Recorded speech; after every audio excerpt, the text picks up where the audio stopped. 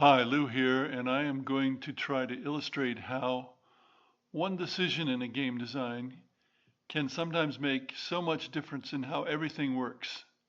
In this case, I'm going to talk about RPGs and specifically how XP, that is experience points, are rewarded. Now, there are three common ways to do this. One is to give XP for treasure collected, or perhaps more broadly for money collected. Another is to give XP for monsters killed. The tougher the monster, the more XP. And another is a less specific, more broadly applicable method of giving XP for successfully completing missions or just for generally playing well without concern, playing well for the adventure, not for specific XP evaluations. Now, what happens when you give XP only for treasure? You turn the players into money grubbers, the characters, not adventurers. Adventure doesn't matter. All that matters is getting the loot. They don't worry about higher objectives, defeating evil or anything like that, winning the war, whatever it is. They don't worry. They just want to make money.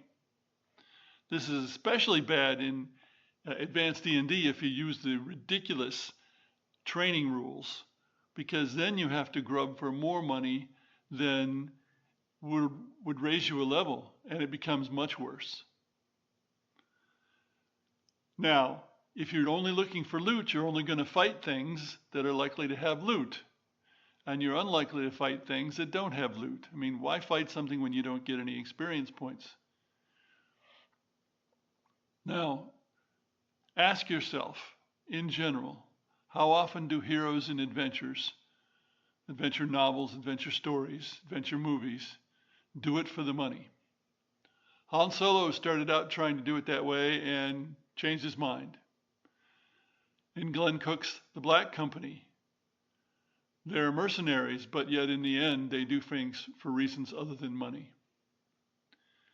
Now, what about XP for monsters killed? That means the adventuring party is going to fight everything and merely become killers.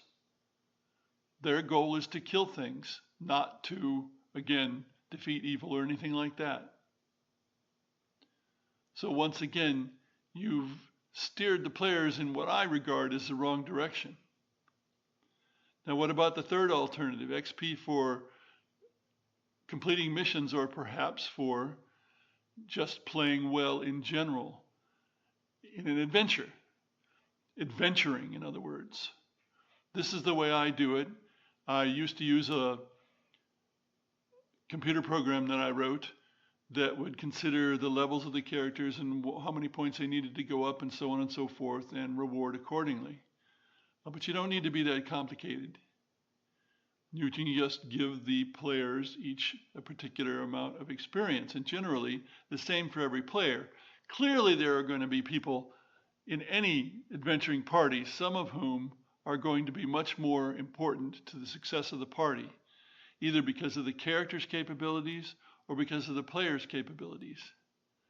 And you can differentiate that, although that can be difficult, or you can just decide, I'm going to give the same amount of experience to each player. What does this do? It means people play to be successful adventurers, not money grubbers, not killers, adventurers. And if you have a campaign where there are clear ultimate goals, for example, defeating evil, an obvious one, then that's what they'll try to do. And this all depends on how you decide to reward experience. Thanks for listening.